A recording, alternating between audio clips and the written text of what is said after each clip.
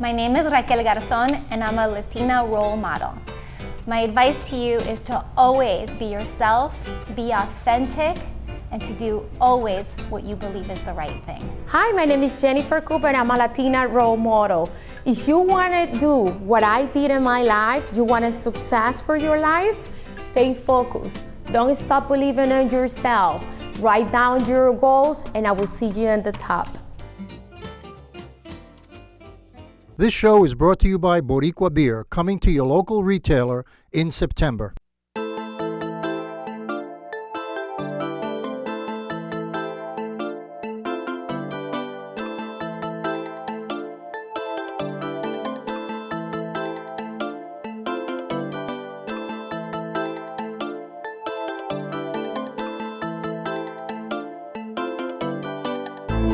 Good evening and welcome to another segment of EduTV. I am so fortunate today to have with us Superintendent of Schools for Seminole County, Dr. Walt Griffin. Welcome, Good sir. evening. I saw you speak at the conference, the education conference that was hosted by Bethune-Cookman. Yes. And I heard you talk about an initiative you have that when the mothers have the babies, you guys give them a packet. Tell me about that before we get to this, because I thought that was so neat. Absolutely. Education really begins at birth. And in Seminole County, we have reached out to all of our families who have newborns, working with the hospitals, that each family receives a packet. And in the packet are an instructional manual, which I certainly didn't have raising my kids. Me either. And it really goes to first 2 months, what to look for in terms of literacy development and some hints and things to do, and then 2 to 4 months, 4 to 6 months, and so on. There's also a few reading books. One is Read to My Bunny, which just encourages families to read to their babies 20 minutes a day. The other one is Love Me, Hug Me, Kiss Me. It's about embracing your students, your babies, and so that they become compassionate. And we also, the most popular thing is they get a bib, and the bib's going out now. It's Seminole County Public School graduates of class 2033. Right. But it was, it's a great project, and really I had the idea the day my granddaughter was born at Central Florida Regional. I had the day to sit in the hospital. I was interacting with a lot of very young grandparents, and I thought, gosh, as superintendent, can't we do something to help our community? So it's all about getting infants ready for kindergarten. And it has taken off. We've just placed an additional order for 2,500 more bags. Real nice outreach for our community. That is great, because people really don't realize that it truly does even within the mother's womb. That's right. That moms can begin reading right. to their children. Yes. Now, you all have had a lot of sustained academic success in Seminole County. Yes. What's your philosophy? How do you reach all the kids? Being, one of the larger districts in Florida, how do you do that? Well, it's really what you were just asking me. It's all about early childhood education and working as a community to make sure that as many students who enter school as possible are ready for kindergarten. The achievement gap starts long before they enter school. And if we can level the playing field as much as possible through our Great Start program, through participation in Head Start, and through pre-K, it gives us the academic advantage from a very young age. I'm proud to say for the first time this school year, 15-16, we have pre-K at every single elementary school. Is awesome. So our students will start kindergarten better prepared. We have to advocate for students who don't necessarily come to school knowing how to look at a book or read a book. We also have to educate communities, and part of what we're talking about with literacy development, I'm very vocal when I speak to families, because this is not only an issue for parents in poverty or parents who are struggling. I tell all parents, put down the cell phones, speak to your children, interact with them, turn off the DVD in the car, and ask them questions, engage them in rich discussion, because the research is so evident that if there is not that daily high-level communication, the achievement gap will be there the day they arrive in kindergarten. That is so true. That is so very true. How do you reach all students, though? Because we have a lot of conversations about, okay, this group is achieving, but this group of kids over here, it's not the achievement gap, basically. That's right. Why are we struggling so much as a nation to close this achievement gap? Yeah, it's a struggle. And I'll tell you a few things that we've done that have helped, and we still have a whole lot of work. I don't want to pretend that we have solved this problem, because we haven't. One thing, I have an incredible board, And at every single school board meeting, we do something called Focused on Achievement. And at that, we flip the data. We show our board where we are not doing well, areas that we are not proud, and we put a laser light focus on those areas. I'll give you 2 examples. 2 years ago, we looked at our gifted data. And depending on the overall wealth of a school, the more gifted students that were labeled gifted at those schools. So in our schools where we had a higher percentage of students on free and reduced lunch, we had a lower percentage of students participating in gifted talented. So declared to our team and to our principals, we have to advocate for those students.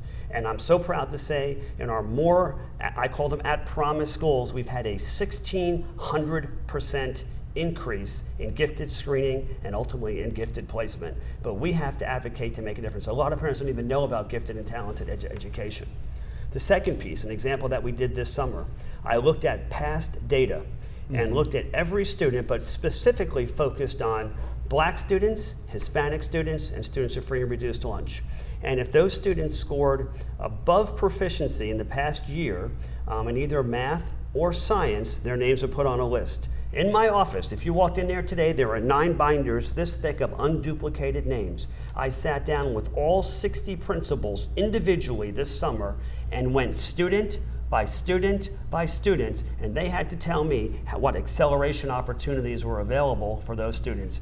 We identified over 3,800 students in that exercise who probably would not have had the opportunity for gifted, for talented, for advanced coursework, but it's us advocating, and it's me as the leader of the district managing that because it's a priority. Leadership comes from the top, and I've always said that. I was just talking to a principal buddy of mine about that same thing. I said, I bet you there are a lot of kids at that elementary and middle school level, right, and the parents don't know. You don't know what you don't right, know. That even if the kid excels in math or science, they don't know the proper high school courses or whatever. But it's up to us as the school district and as the leader of the school district to help parents find that out. Exactly right. And it sounds like that's what you guys are doing. Yeah, we are in a mode of advocating for students who don't have advocates. That's good. And your teachers are okay with the buy-in, putting in that extra work to make it happen? The teachers encouraged us to do this. Actually, the idea came from teachers. I do teacher focus groups throughout the year, and they've identified students who in their traditional or standard classes who are high flyers and asked us if we could come up with a process to formalize identifying these students and ultimately giving them some opportunities. That's interesting because with a district your size, yes, you're a superintendent. A lot of times the teachers, they never interact with the superintendent. Right. So it sounds like you guys are interacting and you're figuring out these problems together. That's correct. I do teacher forums, and there are about 10 or 12 teachers in each one, and they come up and we give them lunch or dinner or whatever. And the first thing I tell them is, don't paint a rosy picture. I need to know where the problems are. I'm a long-time principal and teacher. I've worked at schools much longer than I've worked at the county office, but I need to hear from the people who are doing the work day in and day out what is working and what is not working. So I value that time with the smaller groups of teachers to really hear from them. Where did that educational philosophy come from? Because I know that, again, in large districts, superintendents, you guys have to be one part politician, one part preacher almost in a sense, one part teacher. So where did that educational philosophy come from? I think it developed over the course of my career, and also personally. I'm a first generation college student. So I had to pave my own way to figure out how to pay for college and what classes to take and all that. But I think even a bigger opportunity for me, the 2 schools that I had the opportunity of being principal at, I was honored by the Florida Department of Education at both schools as a turnaround principal. We raised the grade by at least 2 grades at each of those schools, Millennium Middle School and Seminole High School, because and it was a team, this was not about me, we figured and worked that every student is capable. We had to provide the opportunities. I had to put the best teachers with the students who were struggling the most and provide opportunities for all those students.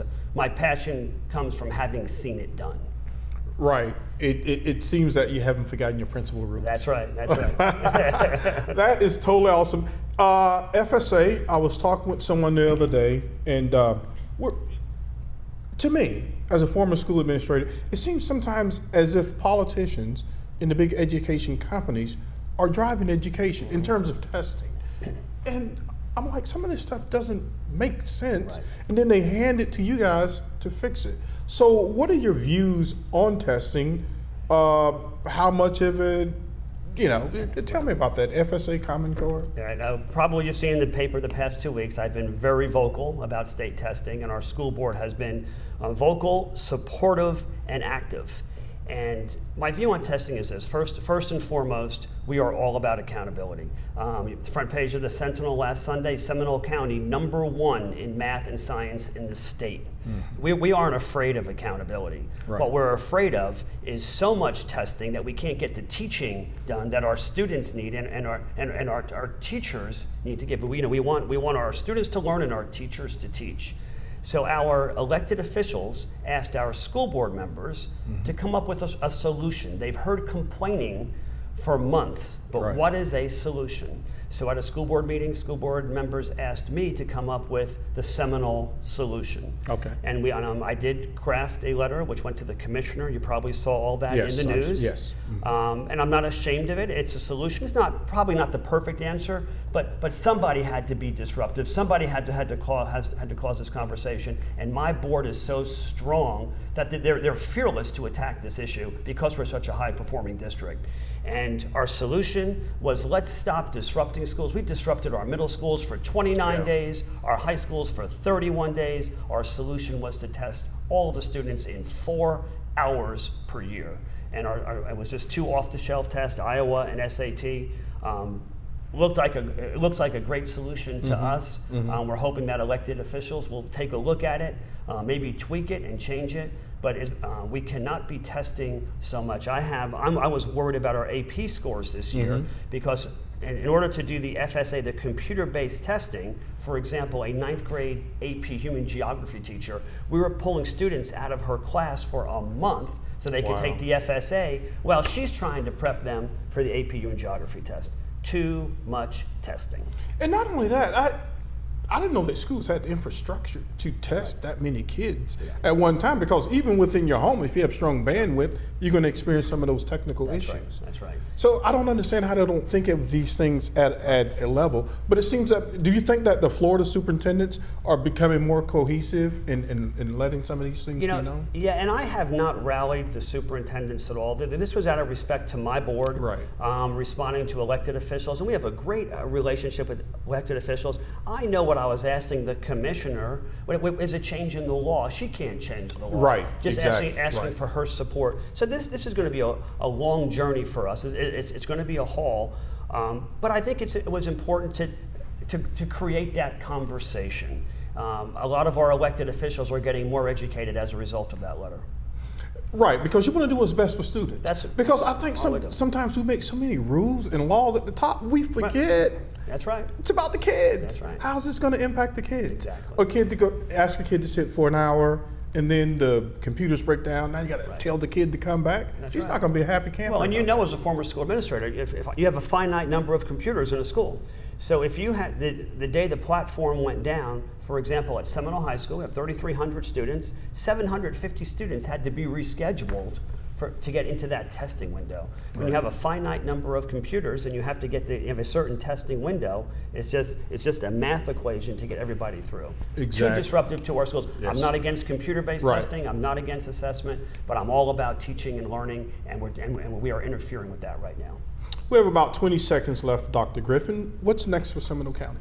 A lot of excitement for the 15-16 school year. Every kindergartner in Seminole County this upcoming year will be taking 10 coding lessons. We have our teachers being trained right now with the B-bots and learning all about coding. Oh, wow. And every elementary school will have world languages. We're very, very excited about that. And we have, over the past 4 years, quadrupled our industry certification. So we are working really, really hard with our business community. I'm going to have to bring you back, sir. I'm going to we can talk about that. No, I'm really excited about the coding, because I mean with the STEM, STEM fields. Yes. Thank you, Dr. Griffin, and stay tuned for our next segment. I am for the child who's had 7 addresses in a single year because she's in foster care. because her father abused her. And her mother couldn't believe her. She is the child I am for. I am a volunteer child advocate. I am you. Florida residents call toll-free 866-341-1425. This show is brought to you by Boricua Beer, coming to your local retailer in September. My name is Nilmari Zapata, and I am a Latina role model because I believe that you can overcome any circumstances that come in your way and be the best version of yourself. Hello, I'm Sandra Rivera, and I'm a Latina role model. Whatever your struggles are in life, whatever you don't have or don't have access to, don't use that as an excuse for not pursuing your dreams and moving forward. Get out of your own way and get out of your comfort zone, and you will be amazed at the growth that you will experience. Welcome back to part 2 of EduTV. I'm your host, Greg Perkins. In the second part of our show, we have with us Miss Terry Jones. She is part of the leadership team for Premier Innovations Career and Technical Education Center. I was teasing Terry about that name. That is a long name. Okay, I saw the center, the Career and Technical Education Center. I did a little homework, and in concept, it looks like a great idea. So why don't we start from the beginning? Tell us what the Career and Technical Education Center will do, Premier Innovations, what it will do, what was the motivation behind starting the center? Okay. Well, I'm speaking on behalf right now of Paulette Combs, and she is the executive director and founder of Premier Education, or I should say Premier Innovations Career and Technical Education Center. And her vision was to bring to Brevard County a program that would allow students to actually achieve certifications in career fields such as manufacturing, construction, health services, information technology, automotive, and more. Sound like a lot of the STEM careers, right? Absolutely. Science, technology, education, and math. You hear the reports all the time. They say, oh, we cannot find enough kids to hire them. Okay. And the beautiful thing about this concept is that it ties industry in with the students. So when the students are in their 9th through 12th grade years of high school, they're getting not only a high school diploma, but they'll graduate with a certification in one of those industries. And the concept also is to have partners. So industry partners that will actually come in, provide training. Also, we're looking at possibly some funders, and that could come from industry partners or philanthropists, but to help bring in the equipment and the tools necessary to get our students trained. I can tell you, Greg, right now manufacturing is growing in Brevard County. Yes. We have hundreds, literally hundreds of manufacturing companies, and there's a lot of opportunities. And the way the Career and Technical Education program is different from your traditional high school or your traditional college is that our goal is to get those students in the workforce almost immediately upon graduation, if that's their desire. Sure. Some will want to go on to one of the state's colleges or universities, but the concept and the goal is once they graduate, they have the certification, they have the high school diploma, and they are ready to go into the workforce. Isn't that a wonderful thing? Yeah, because you're going to have a skill. Yes, so exactly. even if also you get the high school diploma, you don't want to go to college, you have a fallback, almost like a plan B, or you can use it as your plan A. So at what grade does the Technical Education Center start at, Premier Innovations? Well, the school will start at 9th grade. 9th grade, It will go through 12th grade. Plus there's another initiative to continue it on through 13th and 14th grade. So we look at that as our adult education facet or part of the high school, the charter school, and that will have to be developed as well. But we also want to allow adults who are out there and they want to change career fields, or they never really got a good jump start in a career field and they want to get some industry certification, industry training. We want them to have that opportunity from the adult education side to come to our institution, our career center, and actually get that opportunity to go on and get that skill and that certification that will eventually lead to employment. Now, have you guys decided on, I was told not to say y'all, I'm a country boy. Have you guys decided on the careers? Like, which ones are you going to pursue? Which certifications can the kids get, and how do you guys come up with those? Actually, Greg, that's a great question. What we did is we did research to see what is the workforce demand in Brevard County. We still are going to be talking to our students, but just based on the research, we've identified manufacturing, we've identified automotive, we've identified information technology, health sciences, and construction. So that's where the money is. Yeah, so that's where we're going to start. However, that's not limited. That's not limited to other options out there. We have a couple individuals, industries that are talking to us, such as dental, gas and light. Yes. And I mean, the list goes Health, on. energy. Exactly. So one of our, I don't want to say barrier, but one of our issues is once we're on the ground, once we are approved as a charter school, then we're going to be able to really map out exactly how we start up in terms of what our industry programs will be. And as we move forward, we'll be talking with our students and making sure that their interests and their needs are engaged as well. Starting the new charter, are you guys going to try to have kids in each grade level, or are you going to start with, let's just say, 100 kids at 9th grade and then they move up and move on? Or are you going to try to get kids at each grade level, grade 10, 10? The plan is 9th and 10th grade. Okay. Yes. And then those guys will move up to 11th and 12th, and then you'll bring Exactly. in other people. So you guys kind of have your work cut out in terms of getting out there, marketing the program, letting people know. We do, but I can tell you, Greg, there is truly an interest and a need. I believe it. For industry certification. Sure. Students, and there are a lot of students, we did a needs assessment or a needs analysis, and there are a lot of students who are not graduating or completing high school because they're bored, because the subjects don't interest them, because a lot of them may come from low-income families, and they just don't have that push and that something to just keep them engaged, something that really interests them. A lot of our students need hands-on skills type work, and not to say that's less than anything that they would get from a 4-year college or a 2-year college opportunity, because right now in industry, it's high skills, high demand, and high wages. Who can beat that? Right, because we're moving in age. It's not enough to just read stuff in a book, right? It's not. You want to move that information from the book to practical application to something Right. you can earn a living off of. That's And so, no, I think kids would enjoy that setting.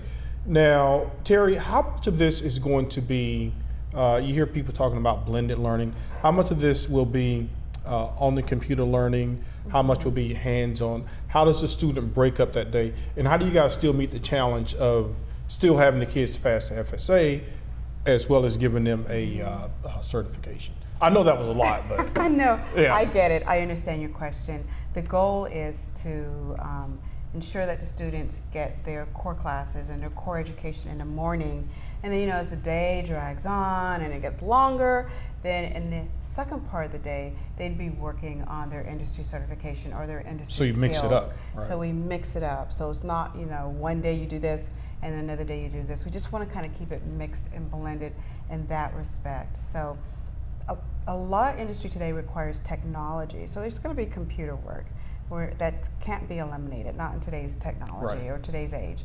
But again, the students are going to be working on things. They're going to find it fascinating, engaging. It's going to hold their attention. So typically in a regular school environment, closer to the end of the day, you've had your lunch, you're tired, you're not as focused, your mind is starting to turn off. In this particular environment with our Career and Technical Education Center, they're just going to get revamped. They're just going to be going in for their second charge because now they get to work on something that they really want to do. Mm-hmm. Now, with the certifications, Yes. so how does that work? So you have, let's just call it Company A, and they have an IT track. So is that an industry certification of Company A, or just a standard certification that can be gained at your center and be applied anywhere? How does that work? Great question. These are standard certifications. That means a student can go anywhere, nationwide or internationally, with that certification. And that industry is going to work with us to make sure that the student when it's time to get tested, is tested on the national or international industry certification, as well, of course, as getting the training and the hands-on skills that are required to be able to get certified. I can tell you, Greg, those certification exams are nothing to sneeze at. They're quite, Oh, no, I'm not saying that. No, I'm just saying yeah. it's so nice that what I'm saying is that it's a standard. Yes. So even if the kid got it here in Florida and the family had to relocate to Alabama, that kid would still have that certification. That's correct. So that's what I mean by that. Yes. So that's great. So are your teachers then going to have to be part traditional K-12 and part industry, or do you guys work with the industry to identify some instructors to give the kids that part of the education? Both, actually. For the core classes and those classes that require that student to go on to obtain that diploma, those will be your traditional instructors or teachers. For the part of the curriculum that requires a student to have industry skills, industry training, that's where we will get instructors from the industry, or they will identify those individuals who are trained to teach, and we'll work with them to bring them in to teach our students the industry part of their training and their curriculum. And obviously this looks like something that can be scaled once you get the model in place. Growth. Okay. Because I mean there's a demand There is for a alternative demand. education, because like you say, some kids just don't want to sit there all day. So is this something that you guys plan on growing once you've proven the model in Brevard? Oh, absolutely. We're even looking at what schools could potentially be our feeder schools as we develop our model and as we start our enrollment with our students. So yes, there's definitely growth opportunities here.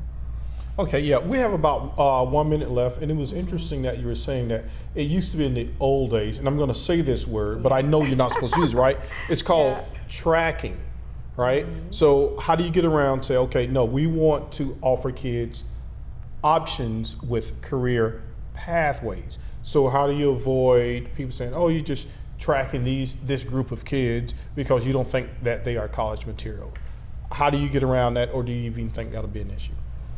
Honestly, I don't think that's going to be an issue. Again, we surveyed what the workforce demand is, and that's going to be where we start. And probably show the parents the salaries too that the kids Oh get. yeah. You know, when you take and you do a comparison of a student who went to college for 4 years and they're still looking for a job versus a student who comes out of our career and technical education program and they're 12th grade, they're 18, 19 years old, and they're ready to go to work.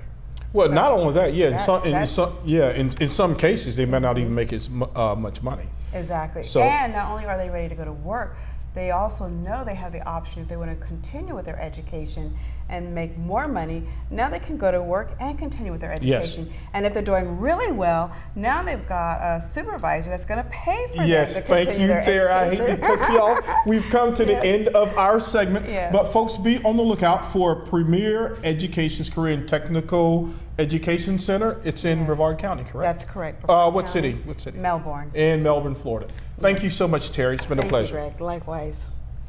Thanks again for joining us on EduTV. Good night. Good night.